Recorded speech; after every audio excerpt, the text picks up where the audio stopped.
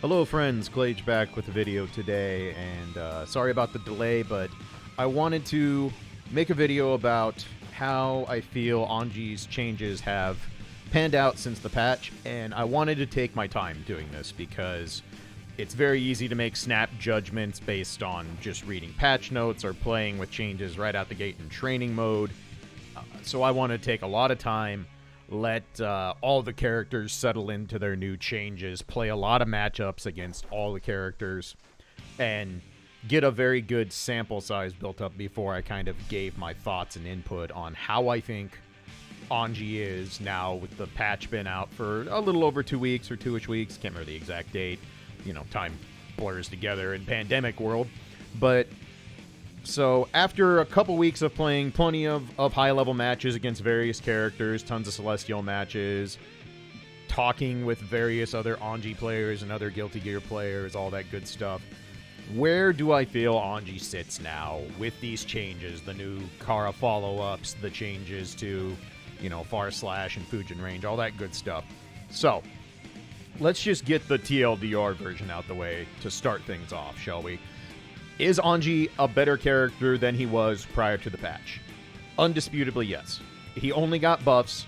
None of his changes did anything as a detriment to him. So he is absolutely a better character than he was prior to the patch. There is no disputing this whatsoever. Getting, you know, better frame data on Far S, for example, you know, like, this button is actually kind of usable now. Getting better range on Fujin so we get more consistent confirms from stand heavy. Those only make you better. Nothing about that is worse. Isunogi being more consistent and actually wall breaking when you want it to, that's a buff. And then, of course, you know, we got all the Kara follow-ups, and those are new options. And new options are never bad unless they somehow take away from your old options. These do not. They are just new options in addition to what Anji already had. So, he is undoubtedly, undisputably, a better character than he was in the first version of the game.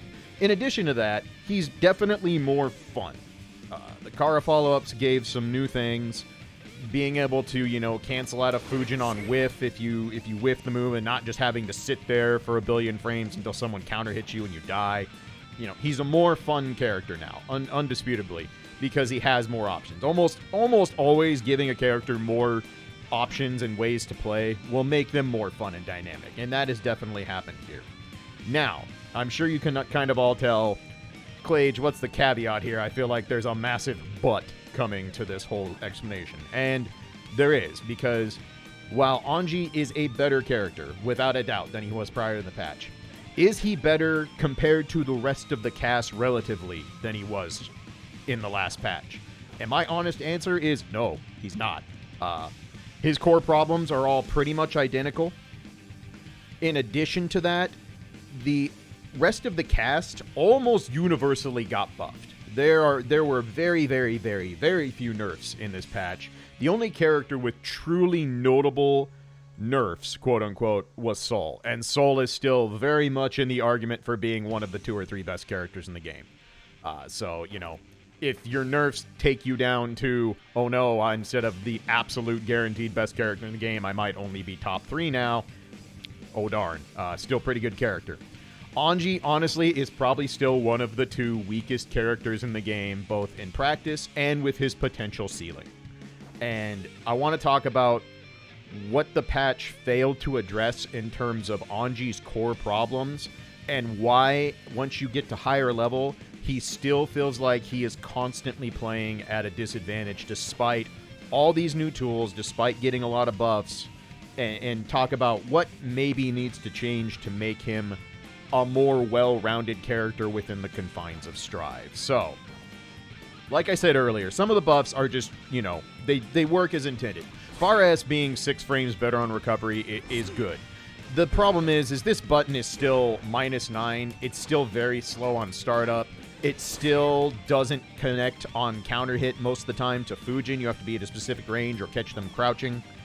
And so basically what we got is we have a button that's longer than stand kick that we now don't automatically die if we whiff. And we can actually kind of let rock on block without being a guaranteed punish anymore. But this button is still very limited. It's not jump cancelable. It doesn't cancel into any worthwhile command normal. There's just only so much you can do with this. Don't get me wrong. It's nice that we can actually push this now. Having more range and a horizontal space controlling poke, these are good things. You want these in your game plan. But this doesn't change Anji's overall weaknesses. It just gives him something that, frankly, he should have had from the get-go. There's no reason for a button this slow to be that bad on block when all it does is control horizontal space and occasionally give a solid, okayish reward when you counter hit with it. Same thing for this change. The change of actually making Fujin always connect off stand heavy. That's good. Like, we're glad we have that. Let's be real. This should have been day one. There was no excuse for Fujin not reaching every single time you hit someone with stand heavy. What is the point of this being part of your combo structure if the main move it's supposed to combo into could whiff consistently? And let's be real, that happened a lot. You would get a lot of combos where you would go, ba-ba, ba-ba, and you'd already push them out a little bit, and then Fujin whiffs, and since there was no follow-up on whiff, well, congrats, you just die. So this was an important change, and it's a good change, but it's a quality of life change that should have been there from the get-go. It didn't actually, fix the problems that were going on. It was just, this is an oversight, blatantly. So that's there. The other thing, Shin Ichishiki, I just call it fan needles because it's just way easier for me to get, out of my mouth when I'm trying to record a video, is better because it is a much, much, much bigger hitbox now. Like, that's super, super nice. This has actually become a pretty decent way to meaty characters now, because we have a meaty that's super plus on block that allows us, a lot of leeway in terms of where it lands, because this explosion is huge now, and that's very, very handy. It also has opened up some neat uses of Roman cancel for some mix-up and stuff, which I showed that originally in the video demonstrating the changes on the patch day and all that, so, that was nice. But here's the thing, is the patch notes, obviously, what they expected to be the big thing for Anji to help correct his problems was this stuff. They expected being able to do Fujin follow-ups on whiff, and even more so, do them Kara style before Fujin even comes out. This was supposed to be the thing that was going to change the game for Anji, right? Like, he basically got 4 more special moves with multiple places to use them. And in any normal circumstance, getting a whole bunch of new special moves should boost a character up big time. Even if those special moves aren't necessarily amazing, that's a ton of new options to play with, a ton of new things to work with.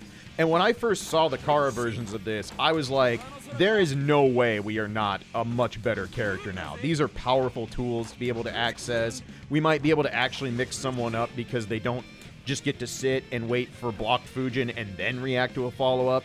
So I thought, cool, this is big. Like, these are very unique, very game-changing changes. And what I found out is that I was dead wrong on that.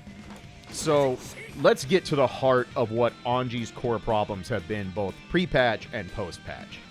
And it boils down to a few key things. One, his offense is still not sustainable unless you're consistently burning meter, and meter is a precious resource in this game, as we well know. Anji, just like anyone else, if you're willing to spin meter on Roman cancels and such, you can do some very gross and scary mix-up. You can keep pressure going for a long period of time, Even the most basic stuff of doing, like, Nagi Hop PRC to turn this into a frame trap. All that stuff is super good. That's very, very strong offensive tools. But it requires meter. And every single character in the game gets far better offense when they spin meter to do it. That's just, Guilty Gear in a nutshell. Anji's problem is that when he's not spinning meter, his offense is still not sustainable. He has no good frame traps outside of doing delayed Gatlings or praying you can get someone to stand still long enough to make them block close S twice. And as we already know, getting into close S proximity is a way bigger pain in the ass than it has a right to be. Why is that far S? Like, explain that to me. Why is that far S? That is ridiculous. This is our only offensive button that truly puts people on the spot in terms of putting them in a defensive situation where they can't just react to everything. Because we have strike throw offense in Guilty Gear. We have the potential to catch backdashes with frame traps. You have super delayed Gatlings that act as basically poor man's frame traps. But we don't have any plus frame buttons at all. We don't have anything that makes the opponent go, you are down frames, and now you are in peril if you choose to mash on us. Anji just does not have that, period. He has to take risks by, again, conditioning people to not move or making them sit still for so long he can dash up and get a throw, or going into spin or charge Fujin or whatever. And originally, myself and a whole lot of people thought, well, now we're going to be able to do stuff like this, or do stuff like this in bait throws. And the thing is all the follow-ups to Fujin are bad. In a vacuum, all these moves are bad because they either have terrible frame data and risk attached to their recovery, or their startup is so slow that they're just not effective. So, like, Reen is a double whammy because it's both. It's incredibly slow to start up, incredibly slow to start up for an overhead, and it's also minus 15 on block. And the reward for even hitting someone with Reen, if it's not a counter hit, isn't that good unless you're in the corner. We don't get hellacious combos off cracking someone's skull with Reen in the middle of the screen. You get a combo, don't get me wrong, but it's not an easy combo, nor is it huge damage. The risk we're taking for doing this is gross. It's really bad. And adding a Kara option to this did nothing because you are basically spending well over 40 frames just slowly advancing it towards your opponent with almost no hitbox ever active. So if they stick anything out, anything at all, they're gonna counter hit you because they don't need a fast button or even a good button. They just need to put a hitbox anywhere in the vicinity of the front of them, and they are going to murder you for attempting these Kara moves because they all move Anji forward. If you try and hop at someone, you're gonna get bopped. If you try to Karanagiha someone and they have a long-range poke, you're going to get bopped. If you whiff this, you're in deep trouble. If you whiff this, you're in deep trouble. The only thing that's really notable at all about using in just open space is fan needles. And this move still has the same problem it had prior to getting its hitbox and its extended active frames buffed, is that this is still at its fastest, and I mean if you Kara it on the very first frame, it is a 43-frame air projectile that has no hitbox until it hits the ground. Those things in the air are not real. Those are there for show to create a graphical example to know when it's going to hit the ground. You can still jump all of this on reaction. And I don't just mean like, when you're being uncreative and you're consistently doing like, I'm just going to do close S into car needles, and well, you did it in a place where you showed it 3 times and now the person is reacting and beating you. No, it's not just that. People can easily react to this because it's so slow no matter when you do it. When they see Anji go into the air, they know what he's doing.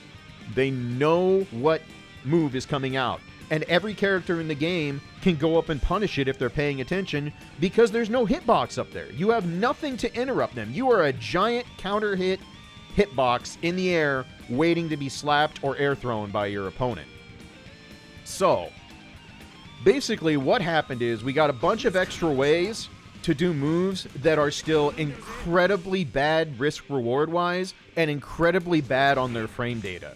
And the even worse part about this is that I at least expected that, yeah, the follow-ups aren't great, but at least now we have, so many places to throw these that mix-up will be viable, right? Like, people can't just sit here, down back, and react to either spin or a follow-up or whatever and then punish you.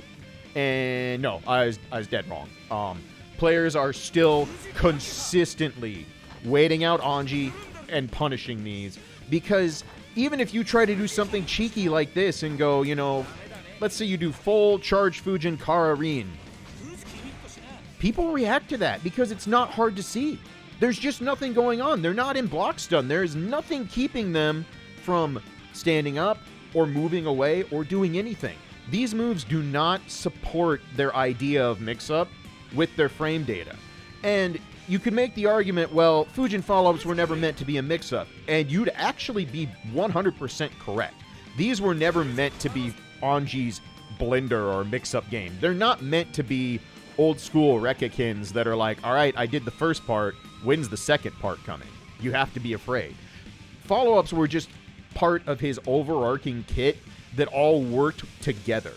And so trying to go, oh, well, we'll just let people do these even without finishing Fujin, that's going to make them good. It unfortunately didn't. Now, at lower ranks, this is going to be infinitely more frustrating for people to deal with. People who don't understand how Anji works, people who are still learning Strive at a more base level. This will mollywop them. This will absolutely can opener people, and they're going to look bad, and they're going to think Anji's this super scary character. But as soon as you get up back into the high ranks, you start playing Celestial, you start playing tournament level players, good players with any semblance of defense who have labbed Anji at all are doing the exact same thing they did before. They sit, they wait, and they punish you for taking a big risk.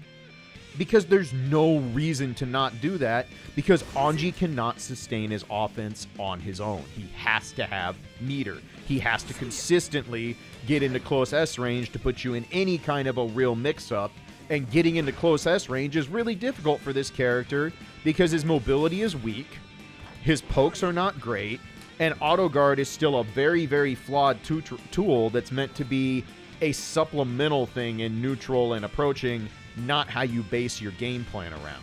And this still has all the same problems it had prior to the patch. It went unchanged, right? Still loses terribly to PRC. Still doesn't punish a lot of things unless they're giant whiff recovery moves. It has a lot of problems still. That hasn't changed. So basically what happened is we got a lot of smoke and mirrors that was really cool for about 12 to 24 hours after the patch dropped. Then everybody realized that these are still the same terrible frame data moves with the same terrible risk reward attached to them and the same gigantic windows to lay down a punish if you attempt them. And people just went to back to playing against Anji like they did before. As soon as people stopped letting Anji players do stuff like this to them, which didn't take long, it was right back to the drawing board. We're right back to the same problems we had before, where now we're relying entirely on strike throw mix-up and praying we can make that work. Because if it doesn't, you don't have a reliable way to sustain offense. You don't have a reliable way to open up your opponent. And the other thing is that these don't even help supplement the one thing that Anji truly does well in Strive, and that's fishing for big counter hits. You know, we fish with crouch or sweep to get the sweep counter hit into big damage. We fish with charge Fujin to get the biggest counter hit we can possibly get. This did get slightly better because now if we whip a charge Fujin in neutral, at least we have some chance to try and defend ourselves, as opposed to pre-patch where we just sat here on whiff and had to eat the recovery and probably get counter hit for it.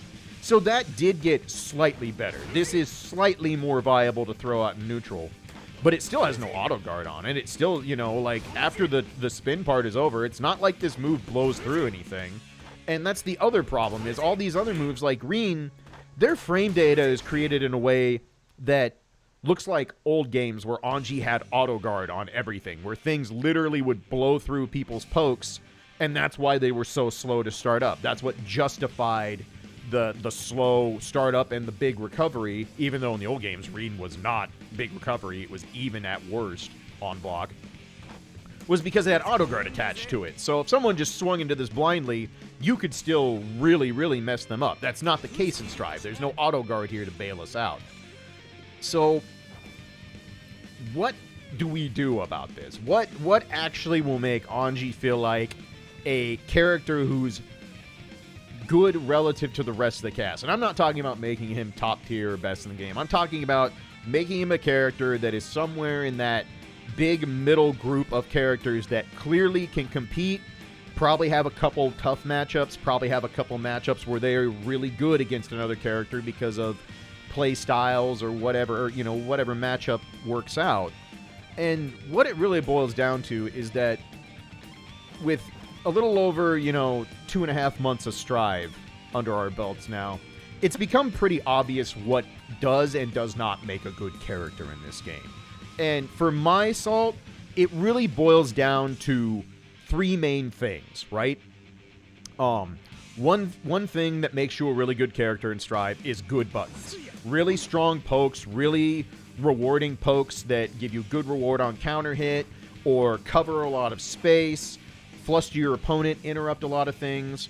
Just generally good buttons, you know, like a Soul forward S is a good button. Leo's buttons are good buttons. Milia's close S is a godly button. Stuff like that. Anji doesn't have one of these. His best button is close S, and it's completely limited to proximity, and you have to get into a range that Anji has to fight for constantly just to get there. This is the only button that he really has that constitutes being an elite button in Guilty Gear in terms of startup, what you can do with it, and how well it recovers and what options it gives you out of it. The only other one I would think you can make a reasonable argument for is Sweep, and that's only because the reward on counter hit is so huge. If we didn't get our giant counter hits off this move, this would be another mediocre neutral button that we have that's basically used to confirm knockdowns. This is probably an above average button. I'm not going to call it an elite button in Strive. So Anji doesn't have that. He doesn't have elite buttons to work with to make his neutral and offense, you know, really sing, right? And we've talked about before, a lot of that has to do with the fact that he has this. The developers clearly thought this was going to be the glue that held Anji's game together, so giving him, you know, really strong buttons would have been too much. You can't give this character elite pokes in neutral and plus frame moves when he can also circumvent neutral by doing auto guard, even though we know that is not the case. It doesn't work. So good buttons is one way to be a very strong character in Strive. Another way is frame data. Having strong frame data in this game is worth a ton.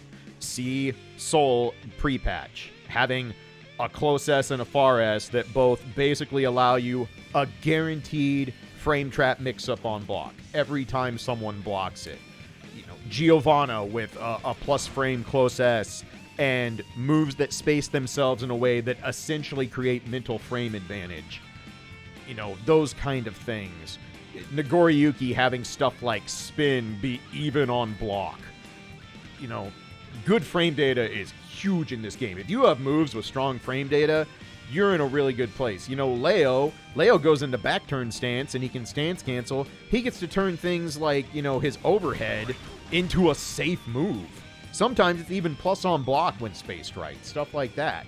So strong frame data is worth a ton in this game because so few moves are actually plus on block in Strive. They really, really tone down how many moves are allowed to be plus on block in this game.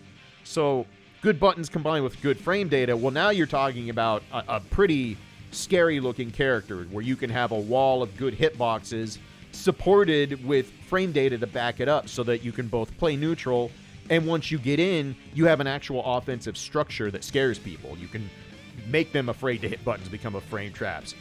But in addition, the other thing that truly makes characters elite in terms of strength in this game, aside from those two, for my salt, is having strong mix-up via throws and command grabs. So characters with command grabs have just a flat-out innate advantage in this game because since throws are no longer instant and they have a whiff animation, good characters with really good command grabs who also have good buttons to back it up can do things like just go up and do a 50-50 on you on your wake up, especially if you don't have good reversal options, because they can literally go a mix-up between a meaty or a command grab. Obviously, Anji's is not. The prime example I can think of off the top of my head is Mei. Mei can go up and put one of her amazing buttons on top of you, and if you push a button, your counter hit, you're going to take a bajillion damage. Or she can just run up and meaty command grab you, because if you try and throw her, you're going to fail, and you get command grab. And that move even got buffed this patch, which makes it even worse for characters like Anji. So, you take these three things, and you usually need at least two of those to be an absolute elite character in the game. Nagoriyuki is a prime example. His buttons are amazing. They control great space. They're super powerful. He has really, really, really good frame data because he has stuff like spin. He can make himself safe with the command dash, although he has to use his blood gauge to do that properly, but that got even easier to manage in this patch. And he has a command grab, so he has a true rock, paper, scissors situation every time he knocks you down. He just dashes up at you, and he can literally choose between close S and command grab. And that is a tried and true, you're guessing mix-up. You have to guess. You cannot try and react to that kind of thing. Anji has none of that. Anji doesn't have any of these things that support winning neutral consistently. And even when he does win neutral and makes his way in, he doesn't have anything that supports a true offensive structure that can grind your opponent to dust, basically. Like, yes, we can open people up when they get too antsy, or they don't account for a delayed Gatling into 2S, or we throw them 4 times in a row because they're being extra patient trying to react. But that's not a long-term winning strategy. And so eventually we start getting forced into canceling into stuff like spin to try and steal a turn, or Kara canceling into fan needles to try and steal a turn. And if anyone you're playing has actual high-level defense and high-level understanding of the game, they will shut that down incredibly fast, and now you're left with basically going, I need to get to close S range and try and do the most basic version of a strike throw into delayed Gatling frame trap kind of game plan. And that's just not good enough. That's not threatening enough in Strive to be a consistent offensive winner. Anji is basically staying alive in this game right now because his ability to score a big counter hit and consistently do 220 plus damage to someone is a thing that he can do. He can, in fact, catch you one time with a sweep, catch you one time with a charge Fujin, catch you one time with a stand heavy on counter hit. And if you don't have burst available, he will do well over half your life bar, take you to the corner, or break the wall. And that is the only thing keeping this character viable in the game right now. You know, I say he's bottom 2. I honest to God believe that. I think this character is still one of the 2 weakest characters in the game. That doesn't mean he can't win. That doesn't mean he has any matchups that are unwinnable. He can beat any character in the game. I just don't think there's very many characters in this game that he's going to beat consistently more than they will beat him. And I don't think this character got to the level where it can consistently go through tournaments and reach top 8s. Because Anji, when you're playing on offense, you have to guess right or make really good reads multiple times to win games. And sooner or later, you're not going to make the correct read, or you're going to guess wrong. And then your offense doesn't flow, you get counter hit, and then you may never get a chance to play offense again. It's just not long-term sustainability. It doesn't work as a game plan to go, all right, I'm going to beat my opponent by literally living in their head and outplaying them by just guessing ahead of time what they're going to do. Because here's the thing. Can you win with Anji doing that? Yes, you can do it very, very well, actually. You want to know who else you can win with playing that way? Anyone in the entire game. And then in addition to that, you can probably also use some buttons and some pokes and some mix-up that come with way better risk-reward leveling than Anji has. So basically, what it all boiled down to is we got new ways to do moves that are still bad in this game. And they did not bring enough to the table and did not alter enough about Anji's game plan on offense nor in neutral to help him win more. The other characters also got better, and defense still works the same way it did prior to the patch. You can still hold down back, play a very patient, reactive game, and shut down a whole lot of Anji's game plan.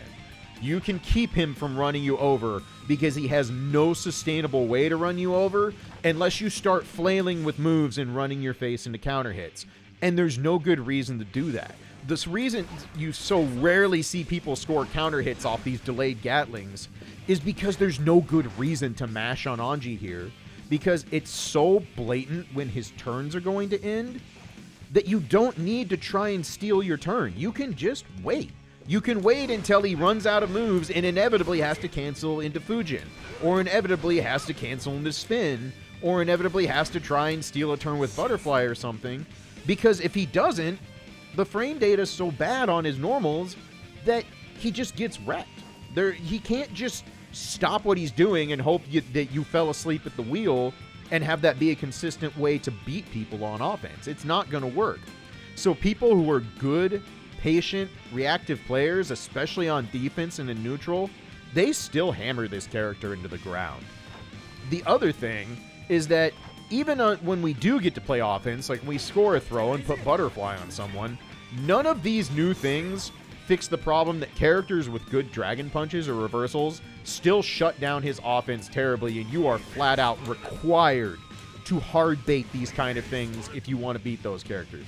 Leo can still do this on a blocked Fujin, and if you do anything but, instant gapless Nagiha, this is still a free counter hit for him. Like, he still gets to do that. It's actually even harder now to space out Fujin in a way that will make that whiff, because now Fujin travels further forward. So in a way, against Leo, that is almost kind of a nerf. It's not. It just means you have to adjust harder, but it makes it harder to do that special kind of spacing where you do a max range Fujin and then try to bait out his flash kick. So Anji had very notable problems prior to the patch. Reversals, huge problem. Sustaining offense, huge problem. Terrible frame data that led to easy punishes, easy reaction, easily beating all his main options that he tries to use to open you up.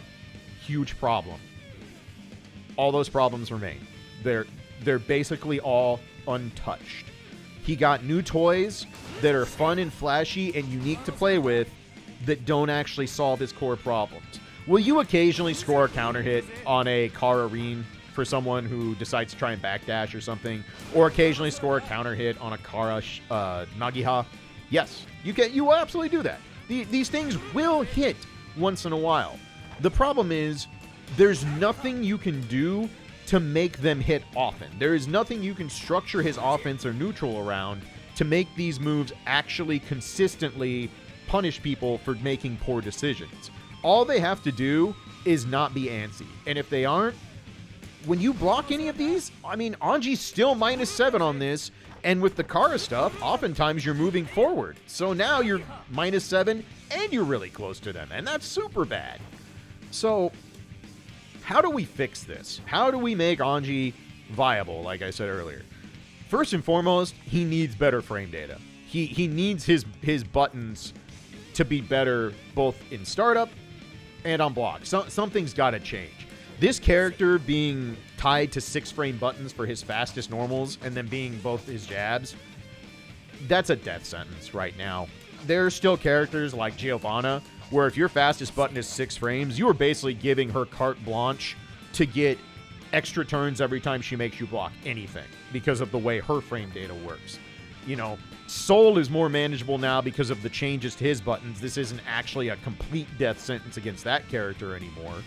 But against a lot of others, like having 6-frame buttons is a nightmare in this game. You get forced to block and you don't have anything. If we didn't have Kacho Fugetsu, we would probably be the single worst defensive character in the game because we would have no reversal option, we have no fast buttons, and the hitbox on our buttons isn't good. Characters like Zato have very poor defensive options, right? His reversal super isn't very good.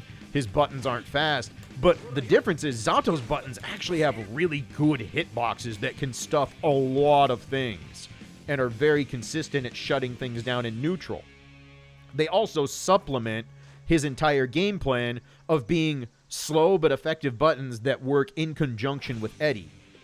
Anji doesn't have that. He can't even do stuff like this and put a projectile to try and enhance his neutral and make his buttons feel a little stronger because this butterfly is still so obscenely slow on startup and recovery that it's unusable outside of Oki. And for Oki, it's not even that good, as we've talked about in the past. So we need better frame data. We need a plus frame move that isn't a 43 frame projectile with no hitbox until it hits the ground. If you made this active from the second it leaves Anji's hands, okay, now we're talking about something, because now people can't just jump at him for free. You might actually catch them with the fan coming out and then juggle them for coming up and trying to hit you. But as long as this has no hitbox till it hits the ground, this is a joke for it being our only plus frame normal. Not to mention that you cannot act until you hit the ground in the first place. Like, it's not like a normal that's plus frame where you have jump cancel options or special cancel options or anything to go with it. It's just an air projectile with no hitbox. That is not good enough. That's not even just not good enough. This move is bad. This move is super bad unless you can put yourself in situations where you know your opponent has to block it. And the only time you can absolutely force that is after a knockdown where you do OTG Fujin into meaty fan needles. And that is the one thing I will say is a welcome change. We got another meaty option for people that's really good OTGing via Fujin. But that wasn't Anji's problem. Everyone can do a decent mix-up on knockdown in this game because meaties are viable in this, because people can't just reversal throw you for free. So that didn't solve any of the problems we're talking about. These follow-ups being so terrible on risk-reward, it's got to change. I talked earlier about, Leo has, back turn heavy. This move is incredibly safe, incredibly fast. You can do it out of multiple, in multiple situations off normals and back turn. Like, it's only locked behind back turn, and it's an amazing overhead that leads to full combos, and he can make it completely safe, right? Meanwhile, we have one locked behind one of our other special moves that's ridiculously slow and is your absolute ass on block. You just die if it's blocked. And the reward on it isn't that good. There's no reason for Ring to be this bad of a move. This move might as well not exist in its current format because it basically exists as a, I hope I catch you sleeping somewhere in this set and get enough damage to finish the job. Because one, it's not even a great combo tool, because anytime you can hit a super juicy counter hit combo, you want to be doing co-loops. That's where all our damage comes from. Ring combos are far, far inferior in terms of damage output, and they're honestly also more finicky because it's so slow to come out, you can drop them really easily. There's no reason for this move to be this bad. There's no reason for Nagiha if it's going to be the whole idea of, if you want to end Fujin safely, this is your button. Well, this needs to not be -7. I'm not saying Nagiha should be plus on block or anything like that, because that would be obscene, to be perfectly honest. Though, with what other characters have, you know what? Just give us something obscene. Let us actually do something that makes people go, wow, this character has something scary. But this shouldn't be, like, out-and-out punishable by characters like Mei every time it's blocked. And the argument was that, well, this is your safe exit on Fujin. You make them block Fujin, you go into fan needles. They're forced to block it, and you're plus on block. Problem is they're not forced to block it. You can always jump out. Always, always, always, always, always jump out. And if you do jump out and read it at all, you get to destroy Anji for doing it. It's free counter hit. Or at worst, it's a free air grab. So we need better frame data. We need something that supplements our general offense that lets us actually be threatening when we make people block moves and create some kind of mix-up beyond the most basic version of Strive's mix-up, which is, I made you block my close S and now I play a strike throw game. Because when your best mix-up is the base mix-up that every single character in the game has, that doesn't cut it. It's not good enough. It really is not good enough. It's not going to get you there. It's not long-term sustainability on offense. So we need better frame data. That's just all there is to it. And if we're not going to get better frame data in terms of just like raw buttons or our specials, then they need to do something like make Butterfly infinitely better so that when we do finally earn our knockdown, we get to put someone in an actual scary Oki situation. Or make Auto Guard a truly scary tool that consistently pays out a reward for doing this thing that takes 10 frames to start up and is counter hit status from the second you start it to the last frame it recovers if no one swings into it.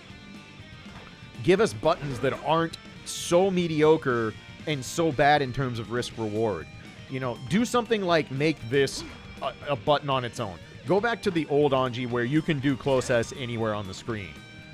That would help a lot. Then we have a button that can actually challenge in neutral. It can be an anti-air like Milia's close S is. This would solve a lot of problems if this wasn't locked behind proximity. But they're not going to do that because they have specifically structured characters back in this game to have close S far S. So they're not going to do that. I would love it to just be this is close S and this is forward S.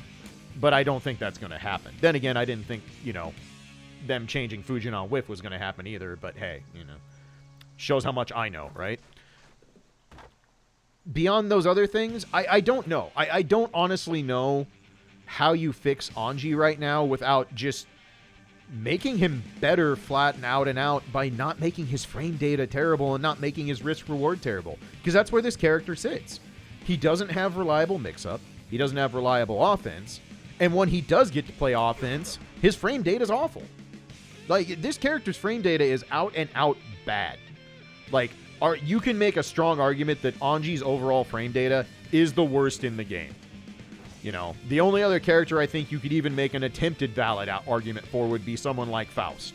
And Faust at least has the luxury of some decent long-range buttons and, you know, consistently putting items on the screen that force you to adjust to the situation. The items aren't always good. They're definitely not the old items.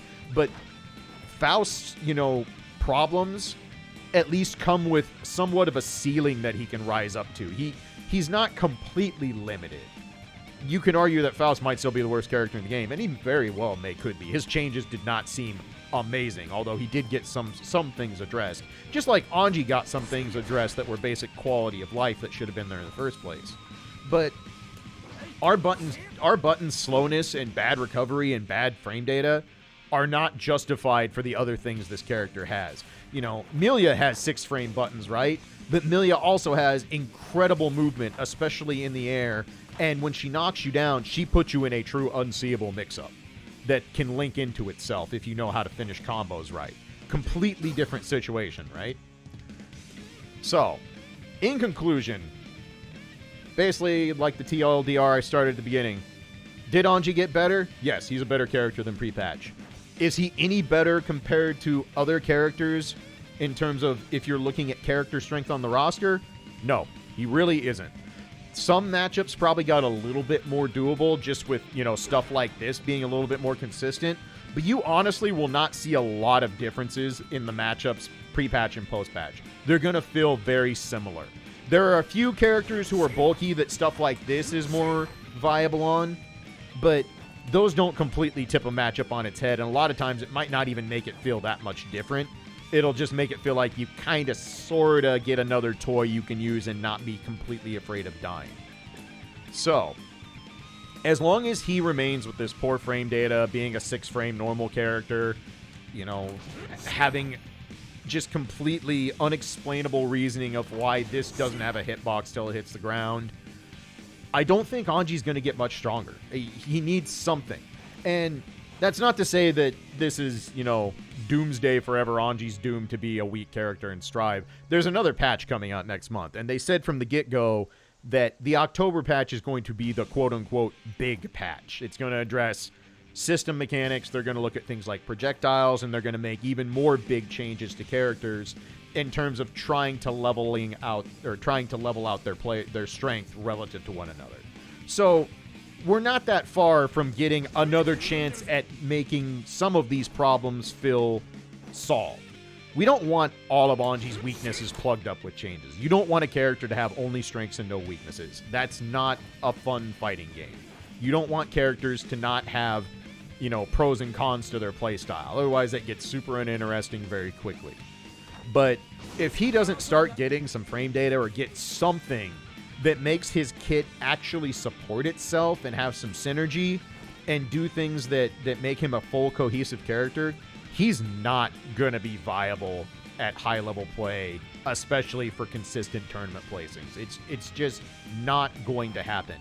And eventually, over time, you're going to stop running into people, even high-level players, who just never bothered to lab Anji and don't know how to defend against this stuff.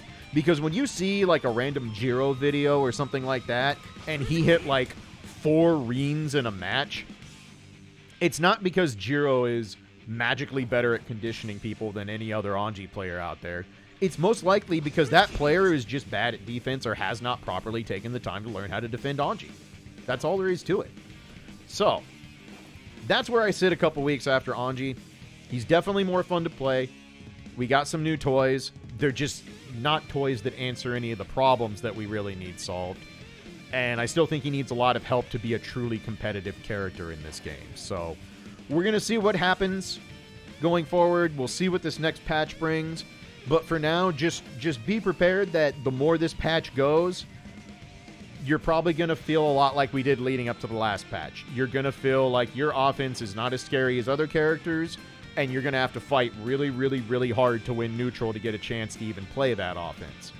So, we'll see. Maybe I'm dead wrong and someone's going to find some amazing tech in the next few weeks, but I will be very surprised if that's what happens. I don't see it happening. You can't turn awful frame data into magical tech in this game. We only have so much meter to play with, and when we don't have it, Anji's kit's just not up to snuff, unfortunately. As much as I thought these changes were going to make him super, super viable, I super overvalued how good a Kara follow-up could be, or even how much letting him do Fujin follow-ups on Whiff can be, because those follow-ups are all still very, very poor in terms of risk-reward and frame data. So, we'll see what happens going forward. I'll try to get some more guides out in the coming weeks. I've been kind of busy with some other stuff, working on some other projects, but I will definitely try to continue to get some decent Anji content out for you all. I'm still going to stream my run through the Commentator Cup, which, by the way, has been moved to September 24th. It's now a week later than the original date. I'll try and make a community post just to inform people of that. But I'll stream my run through of that if you want to watch me play a tournament as Anji later this month. So, yeah, that's all I got. I know this was 45 minutes of me basically telling you that, yeah, same problems still exist. We didn't get those solved. But I felt like after, 2 weeks of lots and lots and lots of testing on my own end and playing all the matchups again and trying many, many different ways to make these new tools feel like they could propel Anji to new heights that, in my opinion, they just don't.